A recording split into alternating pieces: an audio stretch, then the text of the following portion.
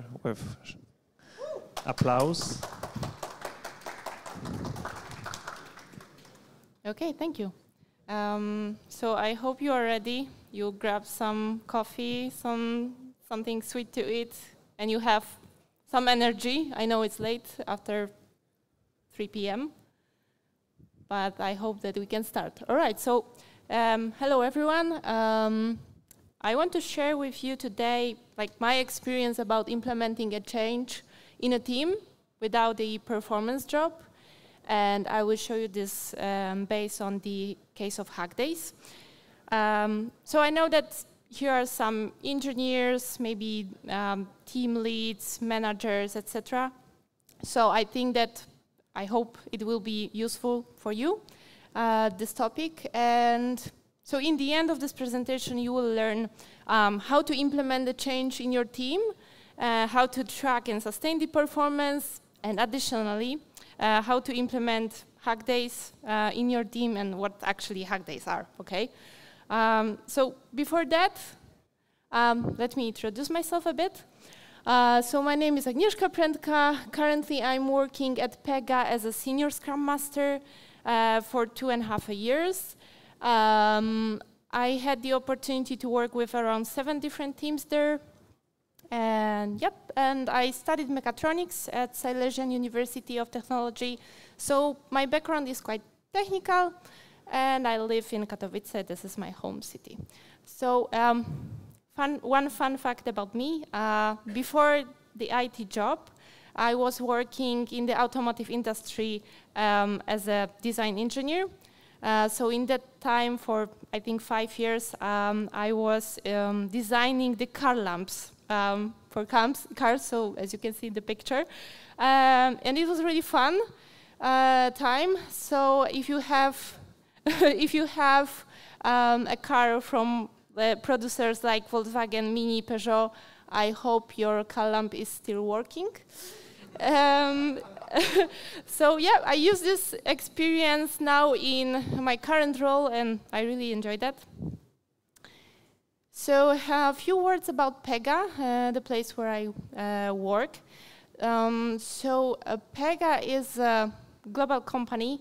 Our office is in Boston in US, but we have many other offices in the world, like in Poland there's an office in Krakow.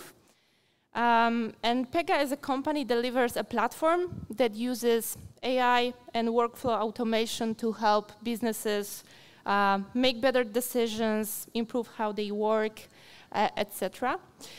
And I want to tell you a short story about PEGA.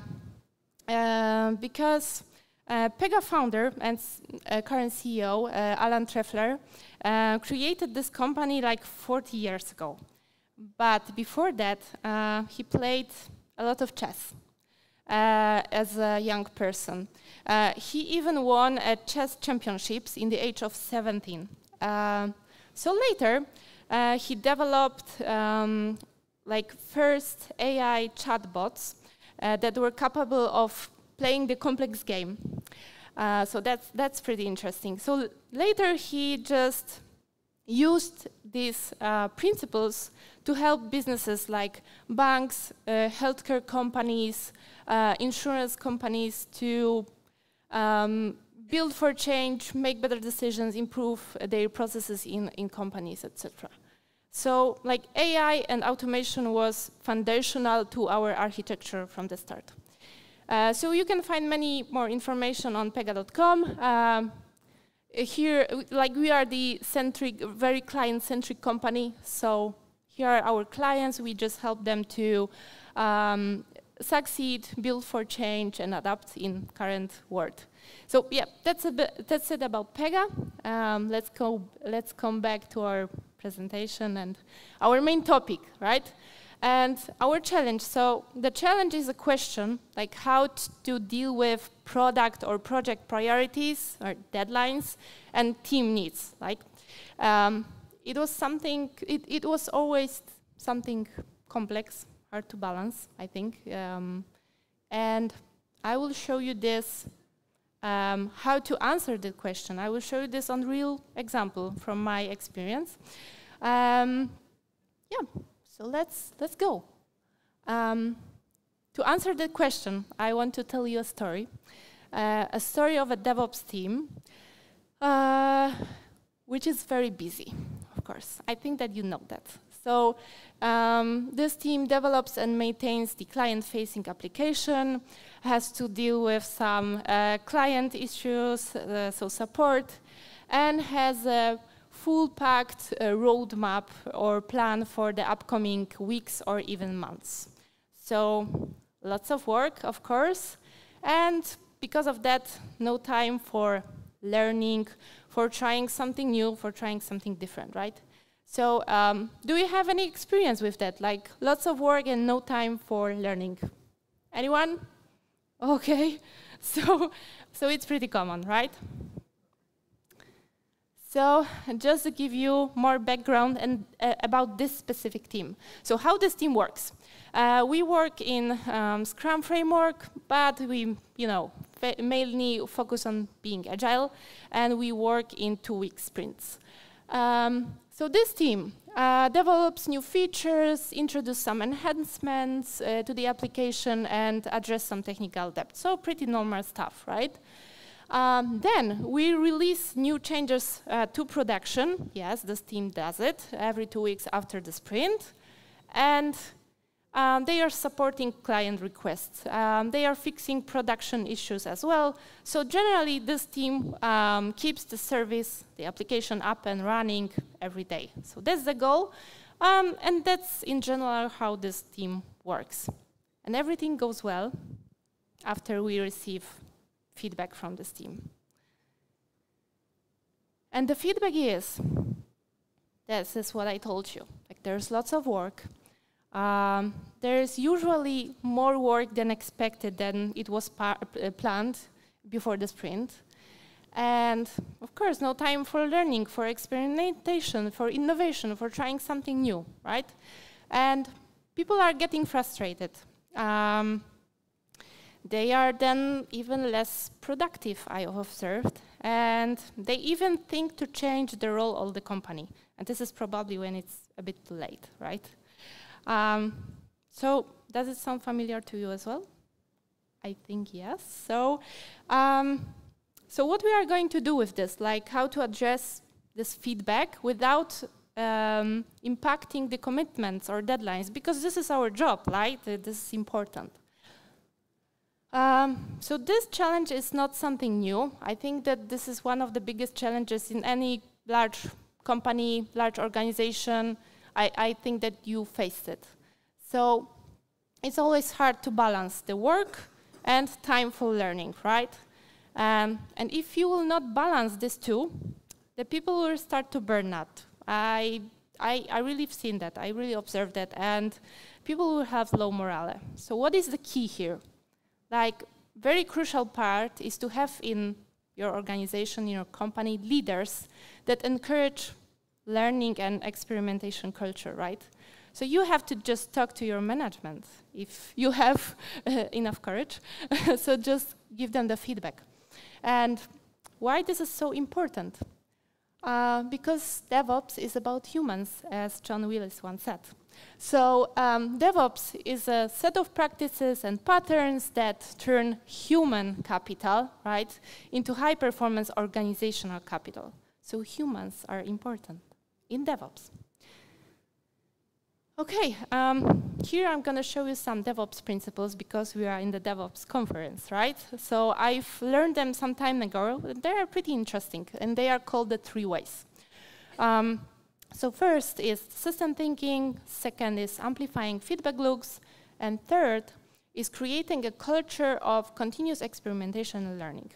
And like all of them are important for the teams that work in DevOps model or wants to work in DevOps way, but I will focus today on the third one, on the last one. Okay? Ooh, okay, first part is just behind us, so let's just sum up a bit. What we covered is the challenge and background of this DevOps team, the feedback that we received from this team, and some DevOps theory just to understand some background. So next, I'm going to show you the solution that we implemented to address this feedback from the team, the source of it, so where we found this idea, basically, and how to. So in practice, how we did this in this team. Okay. So let's go. How we found a solution for exploring new horizons. So how we balanced the delivery, the deadlines, the commitments, because we have clients, and the team development, because both are important, at least for me. So we introduced something like Hack Days initiative in our team, and this initiative was our change in the way of working, okay? So this is our change. That's why we wanted to track the performance of this team, so how it has the impact on our way of working, right? In our processes, in our daily life. So maybe just to give you a small explanation what the Hack Days actually are, like in one sentence. So I would say that every engineer from the team can take one day during the sprint just to focus on learning and trying new stuff, okay? So imagine like one developing day from the sprint just for learning and innovation. Sounds right, right? Okay, so where we found this idea. Maybe some of you heard about the Spotify model. Anyone? Like, okay, a few people, nice, all right. So for those of you who didn't heard about the Spotify model. So this is just an agile organizational framework that structures team working together just like in tribes, in chapters, in different squads, as you can see in this general picture, just to foster collaboration, innovation, and scalability, right? If you have many teams working together, especially this is helpful. So I will not explain you in detail more about the Spotify model. You can find many information about this on the internet, so I really encourage you to do that, because you can find many information about it. But I want to share you a quote from a Spotify model that tells us a bit about the Hack Days, because this was our inspiration for the Hack Days. So it tells us that teams are encouraged to spend roughly 10% of their time on Hack Days, just to try out new ideas and share it with others, right?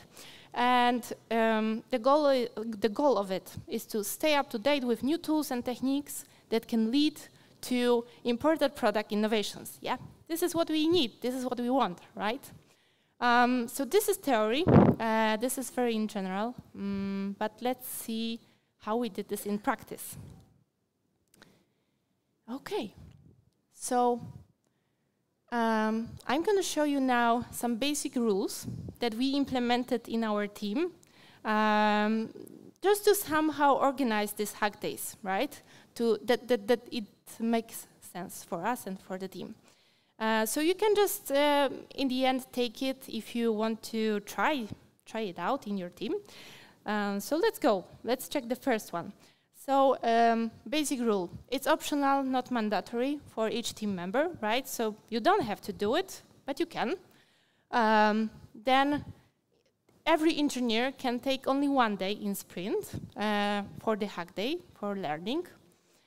And also, there's an option that an engineer can save up some days and take the whole week, right, for preparing for something bigger, like certificate exam, yeah? Makes sense. All right, let's go. So topics must be related to work, goal, or project. So it shouldn't be a cooking book or how to build a house.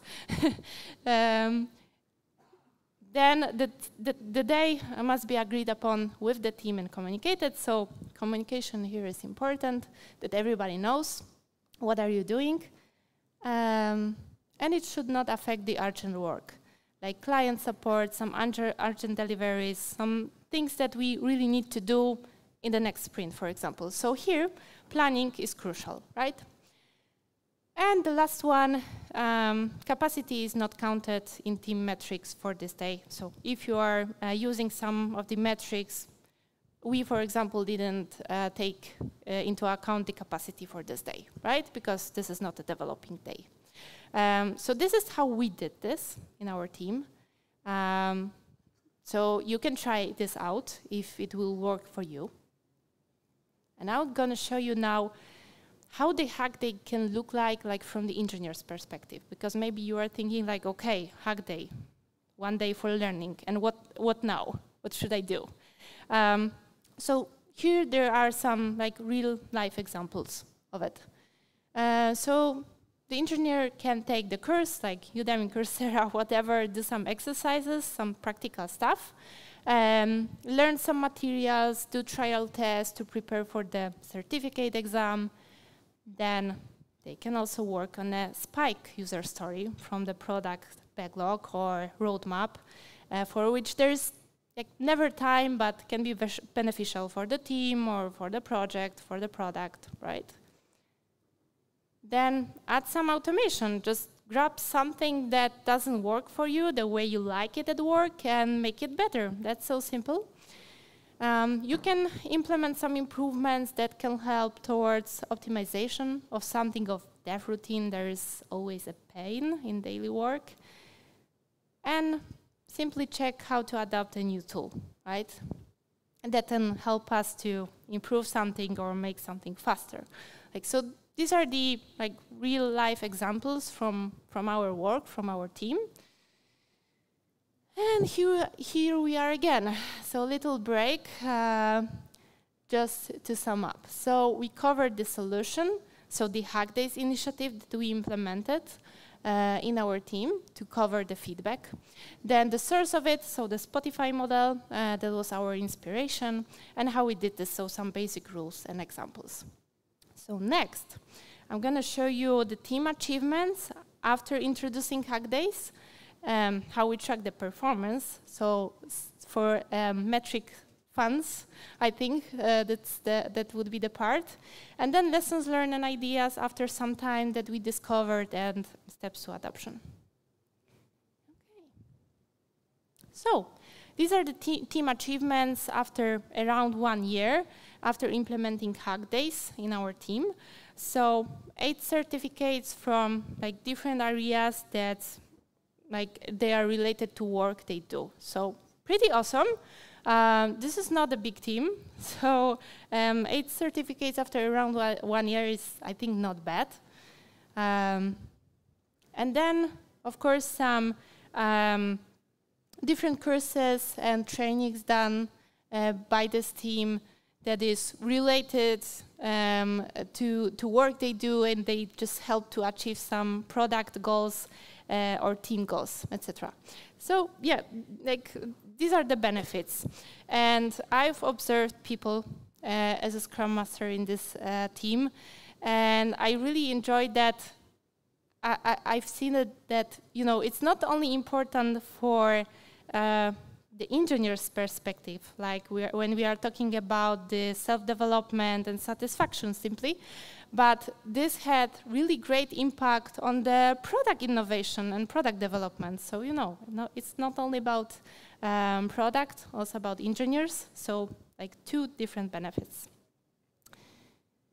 Okay, so maybe some of you think like how one hack day does not impact the performance, right? Because it doesn't make any sense at the beginning, because we are taking 1 day off from the sprint to focus on learning, right? But maybe you will be surprised, because the answer is pretty simple, as I've observed people. Because engineers took time for learning either way, and it's good, of course, it's positive, but with no control, no communication, no plan. So it was really tricky to measure it and to plan the work, because, like, do we have any, by the way, product managers or team leads here? Anyone? Like from the leadership role? Okay, so I can see a few people. So imagine a situation that you have no idea, no data, how much time people spend on learning and not actually developing. Because, you know, it's natural, it's obvious. We all want to learn something new, try something different. So that's natural. But if you will not have the data or plan, how do you want to, you know, plan the upcoming weeks for the team, right? So this is why. It's so simple. Okay, so going to the part when the fun metrics will be now with full energy. I hope there are a few. So how we track the performance, which metrics that we use to track the performance and also like sustain the performance after implementing a change in the team. So I choose 4 metrics from 3 different categories, like productivity, predictability, and quality. So I will give you just quick definitions for these 4 metrics. So epic completed per quarter is the number of epics that team completed in a quarter, and it gives the insight into how much work the team just can handle over time in the sprint or So epic cycle time, the second one, is just the time taken to complete an epic from start to finish. And shorter cycle times indicate higher efficiency. Then committed versus completed. This is a pretty common one, I think, metric. So it's the ratio of work the team commits to versus what they deliver, right? And a high ratio suggests that the team is setting realistic goals.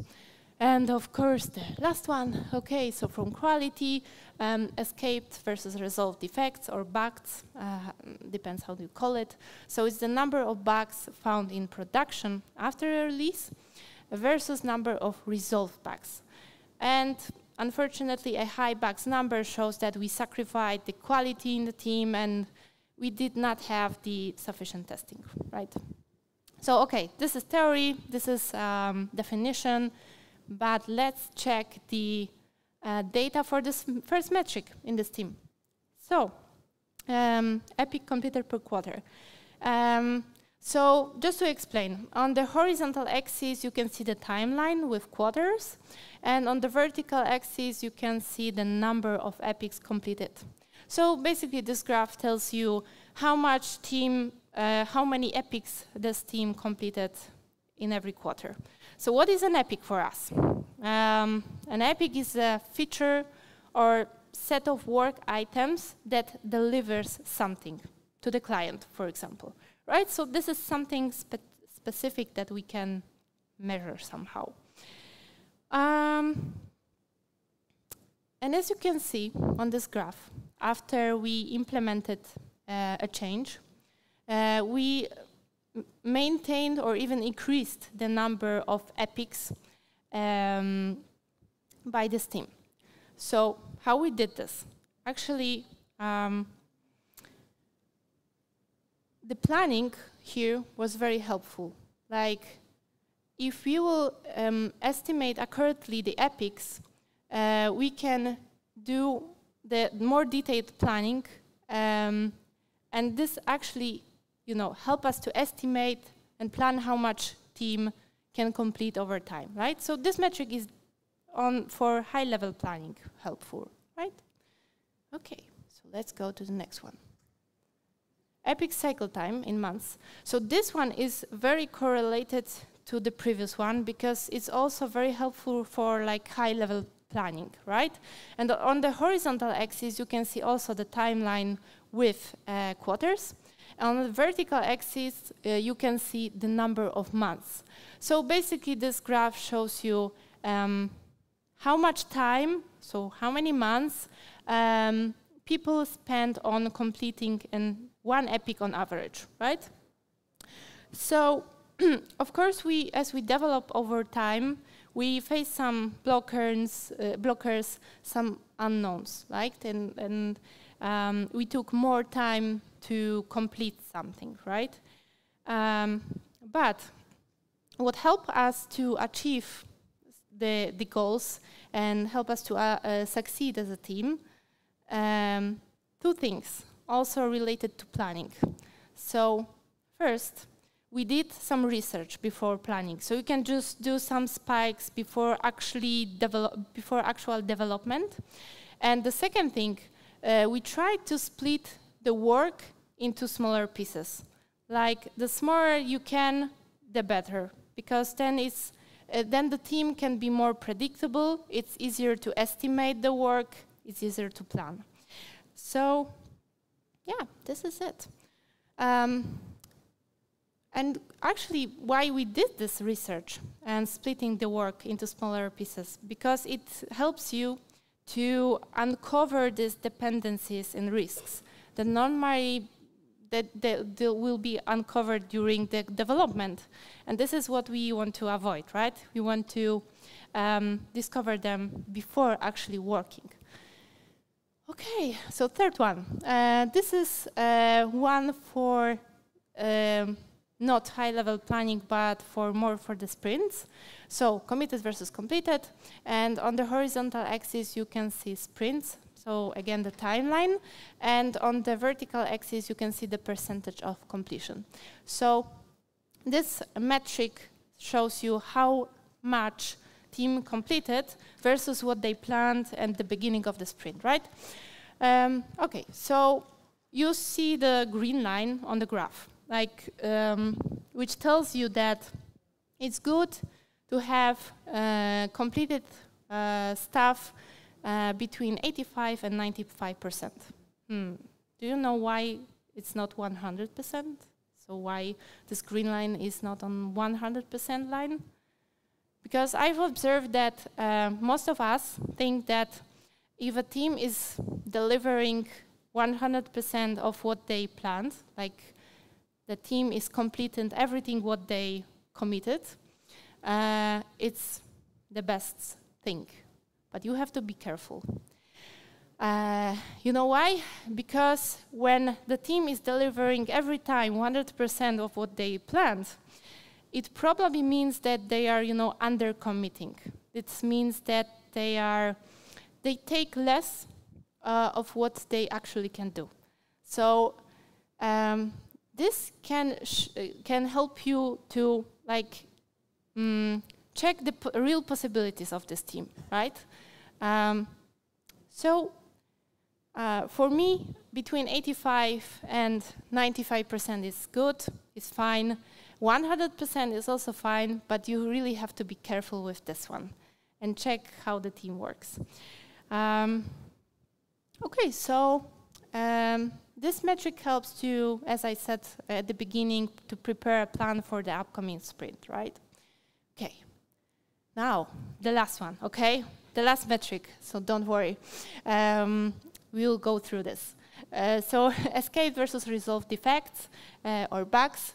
So on the horizontal axis, you can see also the timeline with months, and on the vertical axis, you can see the number of defects or bugs. So basically, this metric shows you the number of defects or bugs created in the time. So it's the blue line, and the green line, the cases or defects resolved in the same time.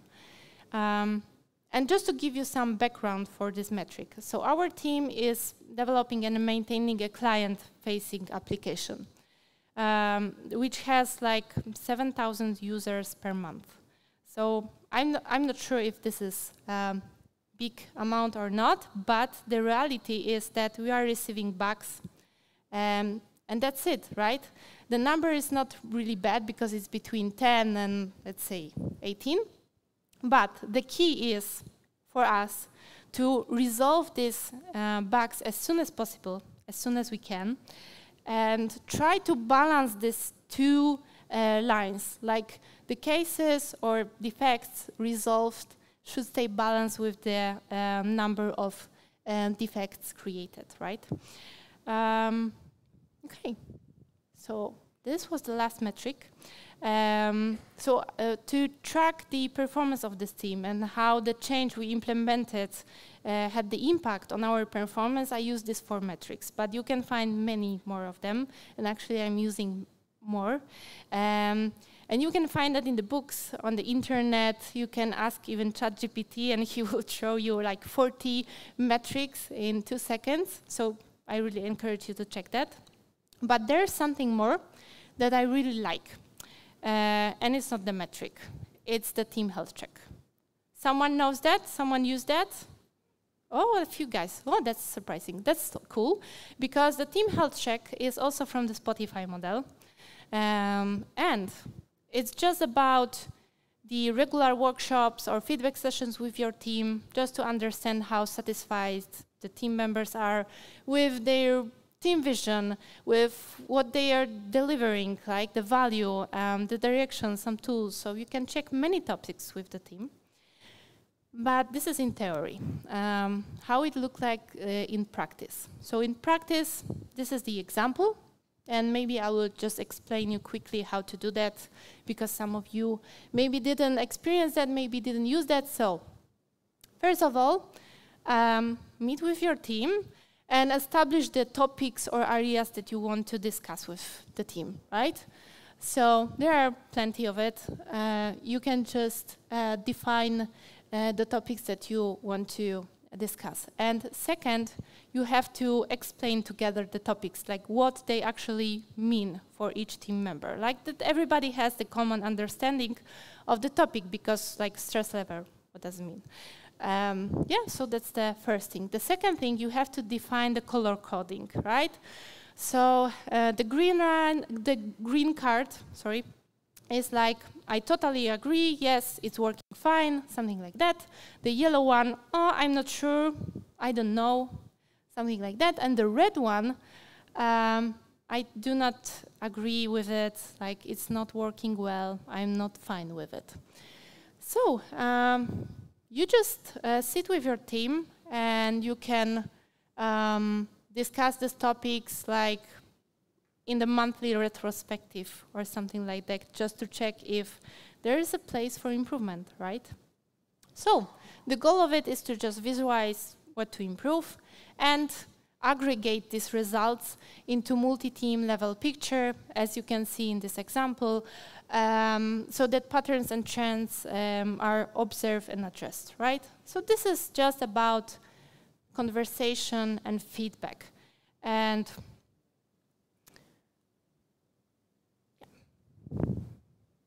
so this is how you can use it, and it's really cool tool. Like, just sit with your team and brainstorm what you can improve, like which areas, because you see in this example like decision making, stress level, maybe feedback. This is something that you need to talk with your team honestly, with a safe environment, and check how to make it better. So in the end of this, you will have to have some action items to improve it. Okay. Now, if you are not sure enough, like not comfortable to conduct such a workshop with your team, you can always use company surveys, because it's so easy, and some of the companies are using that, are having that. So just to analyze the results, to gather some feedback and ideas for improvement, and such company surveys are held once a year, twice a year. So it's like, especially for the leadership, it's really easy to check how the team works, how people are feeling. So yeah, that's it. Okay, so just to sum up, I showed you 4 metrics. You can use them or many others. There's the team health check from the Spotify model. There are company surveys. So many options just to check if a change we implemented, in my case it was the Hack Days, had the impact on our performance. Okay, so some lessons learned and ideas after implementing Hack Days. After some time. So first, share your findings with others, like do some knowledge transfer sessions, some meetings with presentations, just to share with others what you have learned. Then you can always document your learnings on Teamspace or Page, just to easy share. It doesn't have to be long, like a few descriptions, maybe useful links to use, etc. Now, you can always prepare a spike or proof of concept story of the solution and implement it. So maybe talk to your manager, with your product owner, and just plan it. Just put it on the roadmap or on the next sprint. That would be the best part. Like if you will try something new and just implement it in your project or product. Then, unfortunately, when urgent production event comes, you need to pause learning and replan if your team needs your help. So we had some situations like that when there was something really urgent, especially some client requests. So yeah, that's it, that's life. And share with others your availabilities, or when you are using your hack day, that you just don't get distracted simply. And everybody knows when you are just taking this day to focus on learning.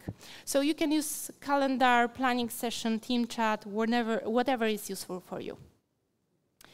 Okay, having that, I'm going to show you some really general basic steps to adoption, and it's not about hack days. It's actually about any change that you want to implement into your team, right? So how to do that? First, listen to your team to understand what they need. And if you're an engineer, don't hesitate to give feedback to your manager or team lead, right? Then establish the plan together with your team and just implement it, just do it. Like, don't be afraid. I don't think it will be a catastrophe there. Then gather the feedback after some time again to see if it works. If not, maybe there's some place for improvement again. Then, of course, choose the metrics that you want to track, because you need probably for the managers, for directors, some proof that what you implemented, it works, and we are still delivering something, right, to the client, because we have clients, stakeholders, commitments. This is normal. And check the metrics often, like maybe weekly, monthly, quarterly. It depends on your team, how you work.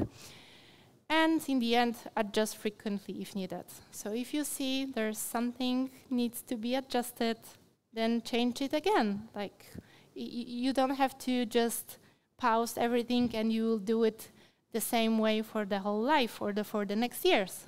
So yeah, this is it. Okay, and this is my last slide for you. So my inspiration that helped me to prepare for this presentation, but also in my daily work with teams. So I want to share with you some thoughts. And first, DevOps Handbook. Of course, I've seen it on the whiteboard outside that somebody put the card with the DevOps Handbook. So some of you already know it. That's awesome, because it's like a Bible, I think, about DevOps. I know it has 900 pages about, so it's pretty long, but I really encourage you to check that, because it really helps to understand how the DevOps works and how it can help you maybe in your team or in your organization. Then, second book, The Leader's Greatest Return. And this one is about developing and multiplying leaders in your team, in your organization. So this is more about soft skills than the technical knowledge, but it was really a game changer for me. Like, it helped me to understand what people need, how they work, how they behave. So it's not that long as a DevOps Handbook, but I really encourage you to check this one. Next one, it's the Spotify model. So I've mentioned about the Spotify model at least twice during the presentation. So there's lots of details on the internet about this model. You can check that, because maybe it will be an inspiration for you to grab something from it, maybe the hack days even, and use it in your team. So just try it out. Then my favorite quote, implement, measure, and adjust. It's very agile mindset, as I'm trying to be. So if you think that something has to be changed and improved, just implement this change, just do it. Measure it somehow to have a proof, and adjust again. So it's so simple, and don't be afraid that something will go wrong. Like, we have to be agile, so we have to change. And the last one, I really encourage you to seek and look for the safe and inspiring work environment that I found at Pega. Because if you have the people that support you, that inspire you, you will do the things that you want to do, like the things that you are enjoying. So that's it for you from my side. And thank you very much. I hope you enjoyed it.